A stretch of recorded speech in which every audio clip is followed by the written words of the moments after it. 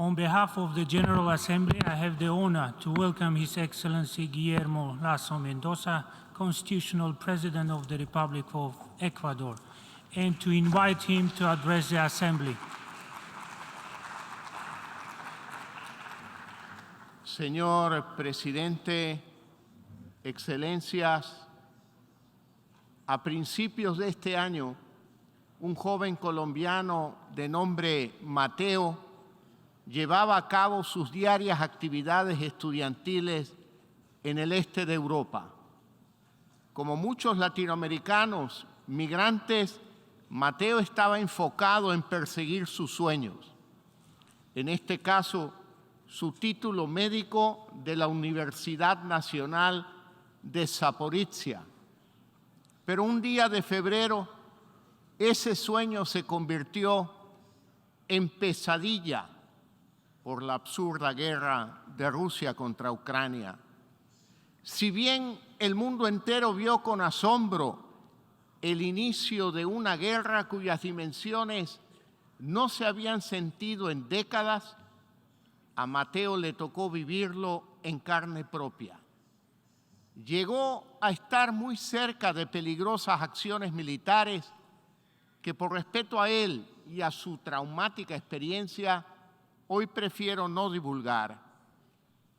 Recurriendo a su propio ingenio, así como a la solidaridad de terceros, hizo uso de diferentes medios de transporte, incluso caballos, para dirigirse hacia la frontera más cercana.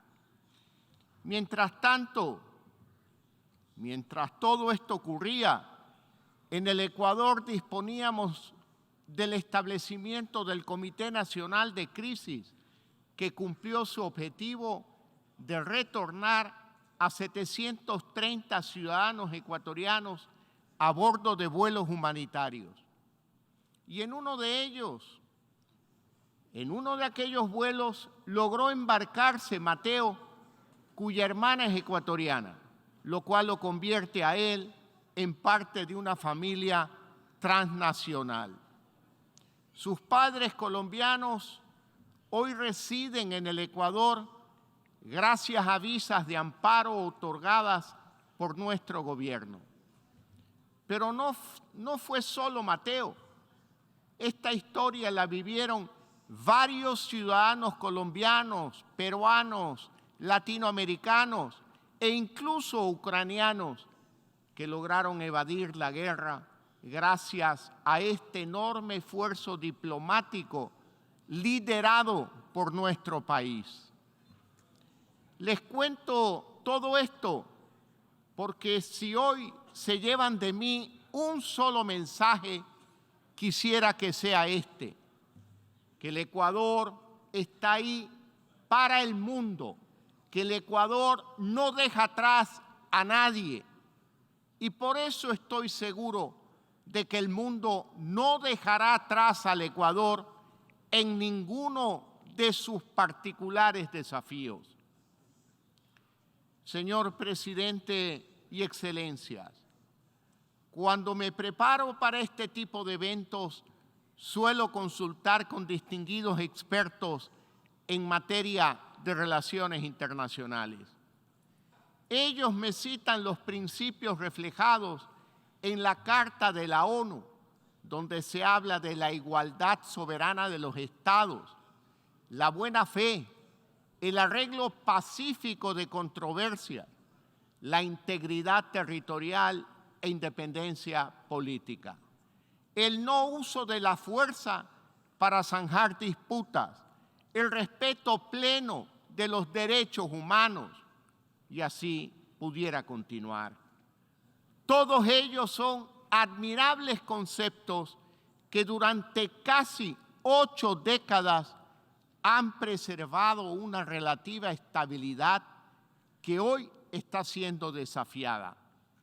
Sin embargo, he preferido iniciar mi intervención hablando de Mateo, un estudiante latinoamericano que, como miles más, estaba en Ucrania persiguiendo un sueño.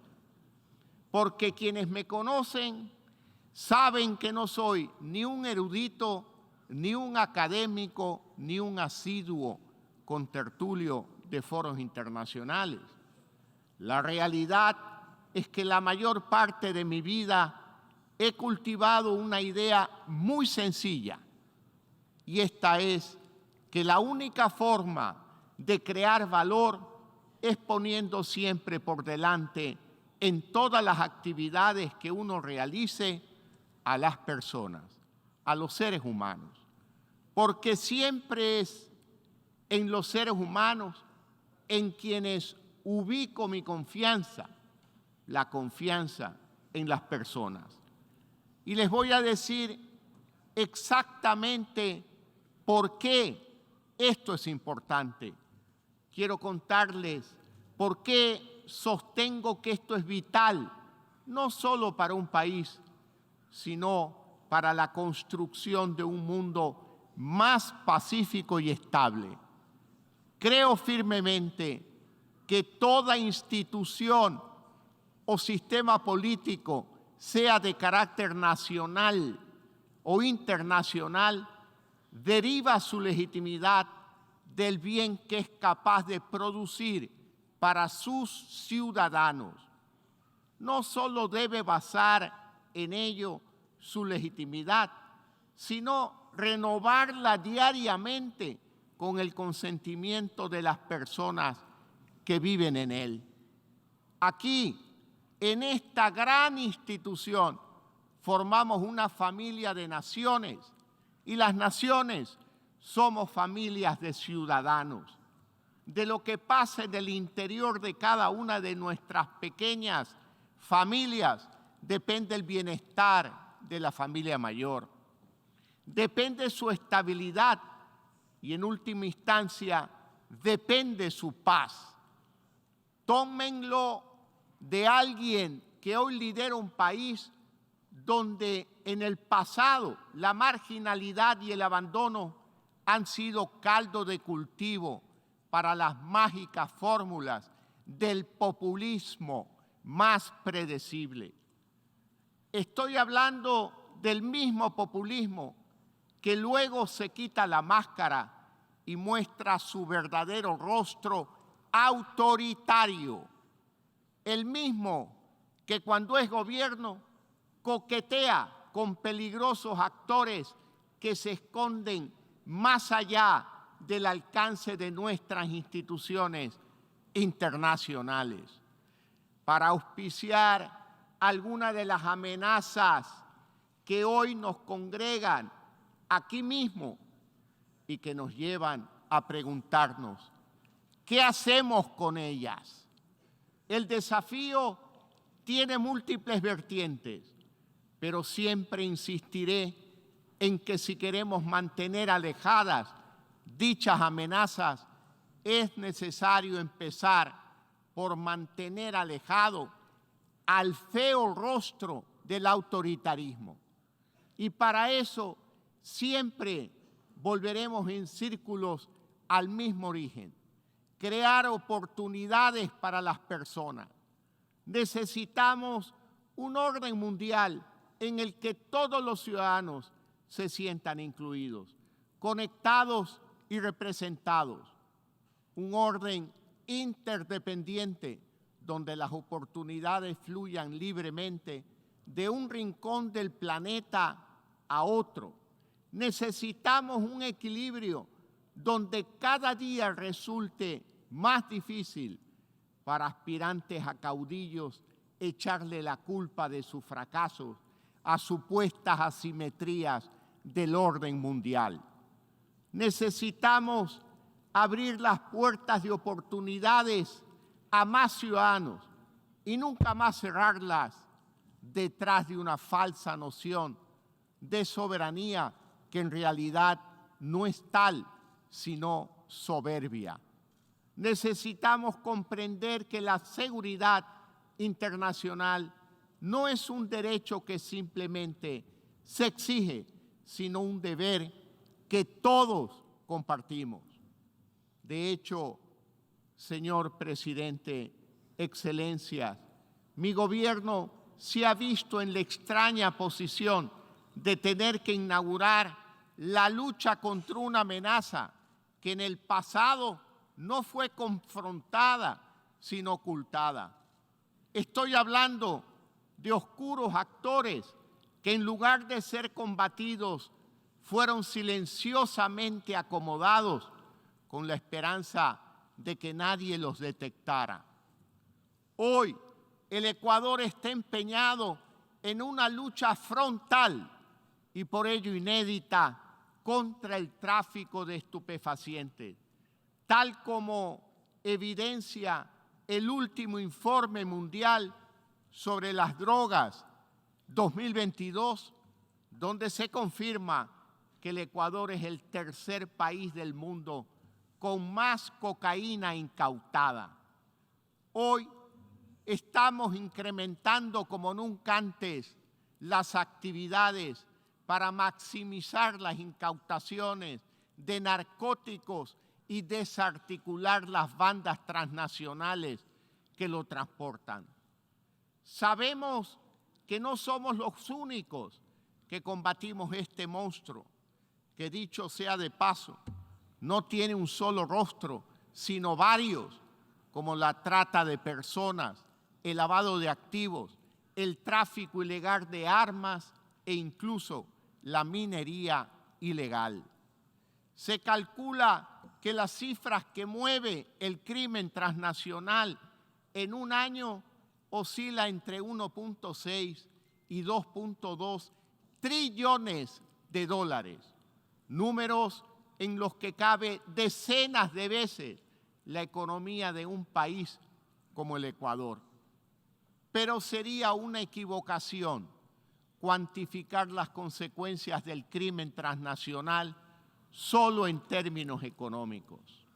Hay que dimensionarlas sobre todo en las pérdidas irreparables, en las vidas arrebatadas y en los sueños truncados, en el grito desgarrador de las familias, pero también en el temeroso silencio que impone en algunas comunidades. Hace apenas 2 días, en pleno centro de la ciudad de Guayaquil, donde nací, un fiscal fue cobardemente acribillado por sicarios del crimen organizado. Se trataba de un funcionario entre cuyas investigaciones se encontraban grandes casos que involucran a mafias transnacionales.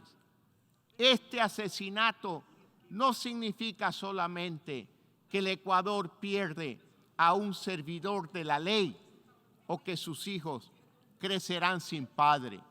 Su asesinato nos deja una enseñanza adicional.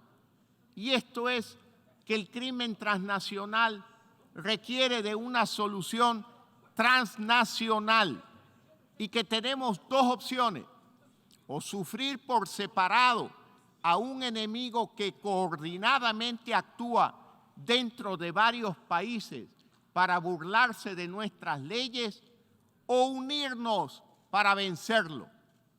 Los acontecimientos hacen evidente que necesitamos aún más colaboración y no me cansaré de insistir en ello.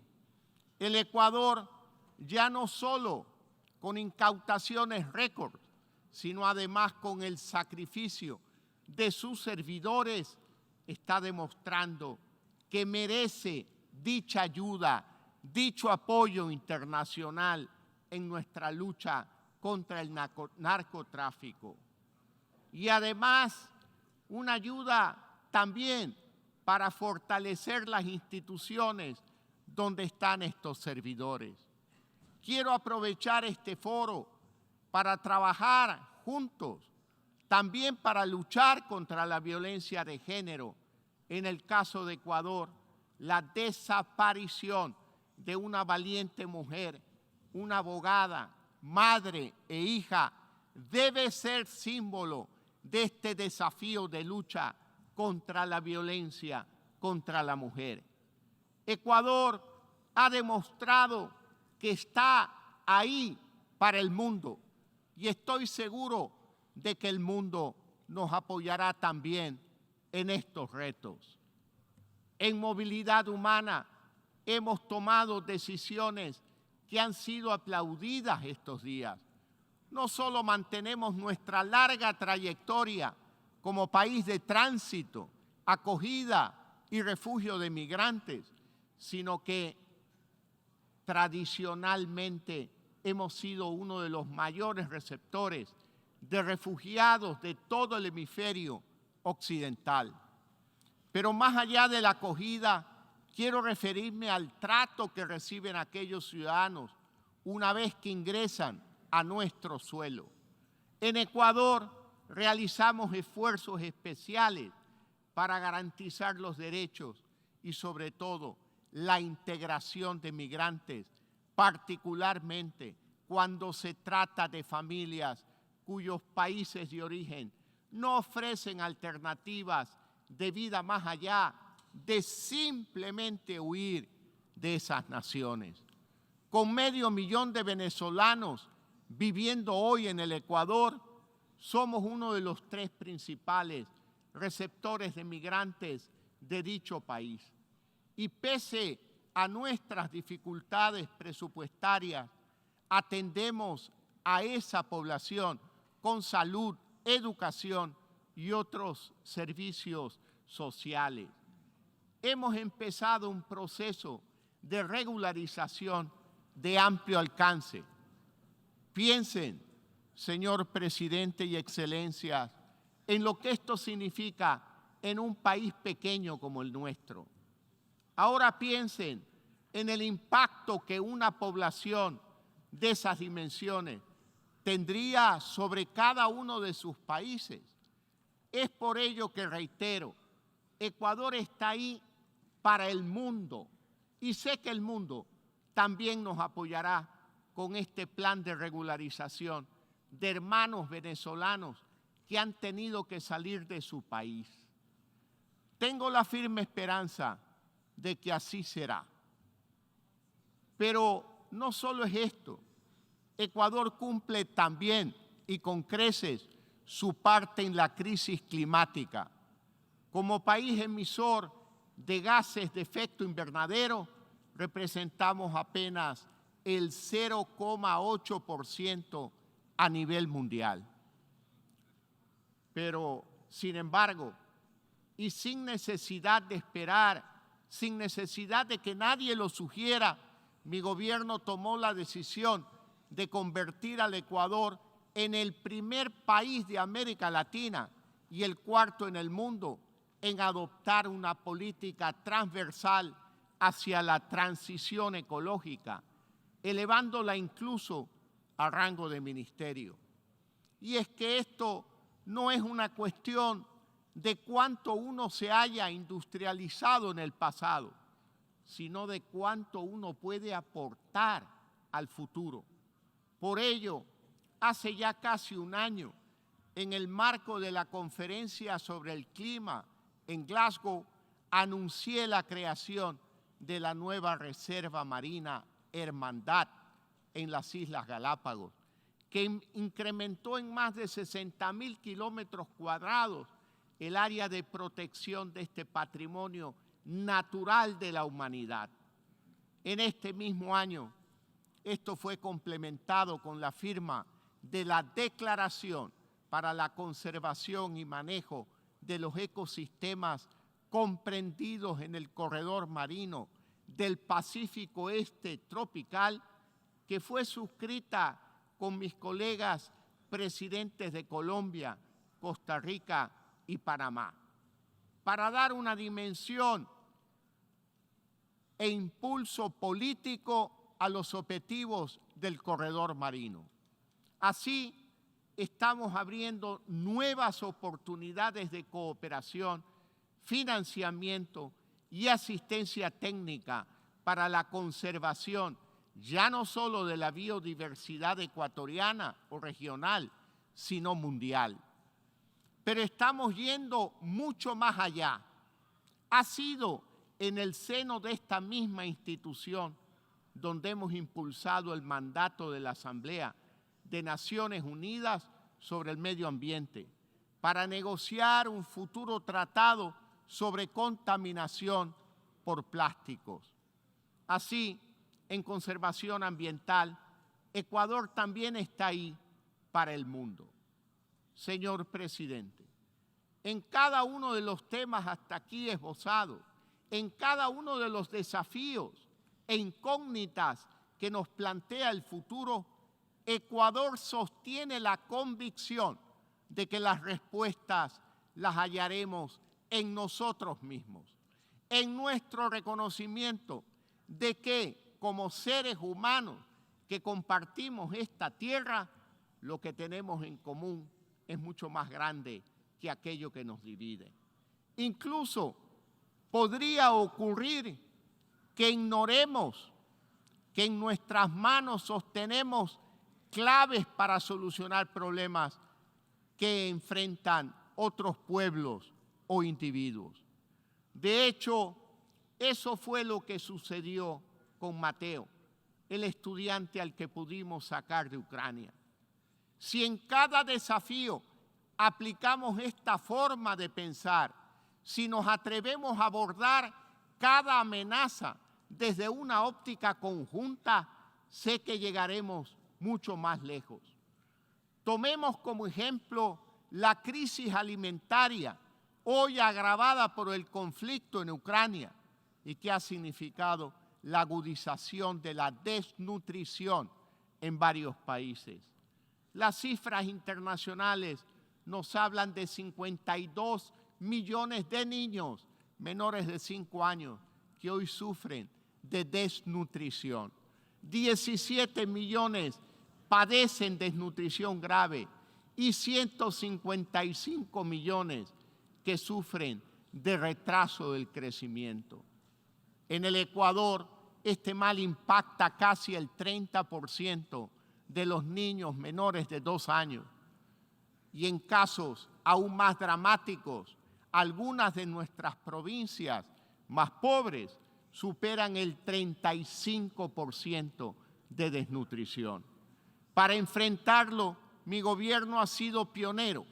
Ha creado la Secretaría Técnica Ecuador Crece sin Desnutrición Infantil y se ha puesto una meta muy clara: reducir dentro de mi periodo de gobierno en 6 puntos porcentuales la desnutrición de niños y dejar institucionalizado el proceso para que futuros gobiernos continúen con ese esfuerzo.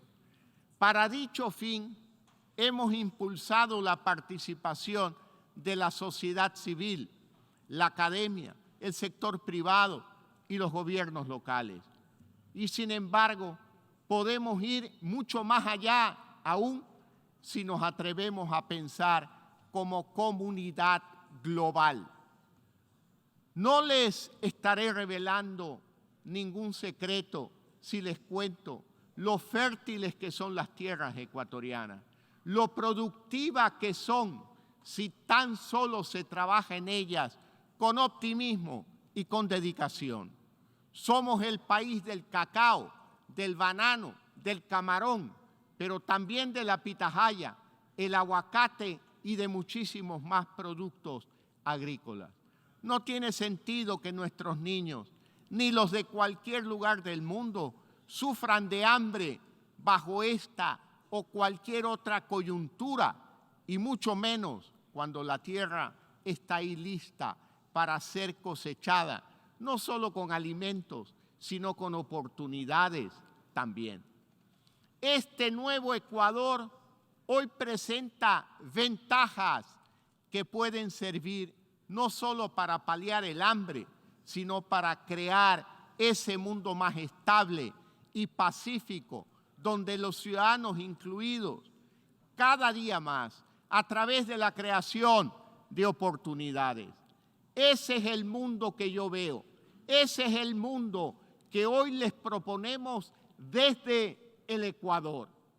Finalmente, señor presidente y excelencias, el exsecretario general de la ONU, Ban Ki-moon, decía: la paz es una forma de ser, de relacionarse con los demás, de vivir en este planeta, no se decreta solo a través de tratados, debe nutrirse con derechos y con las capacidades de todas y de todos.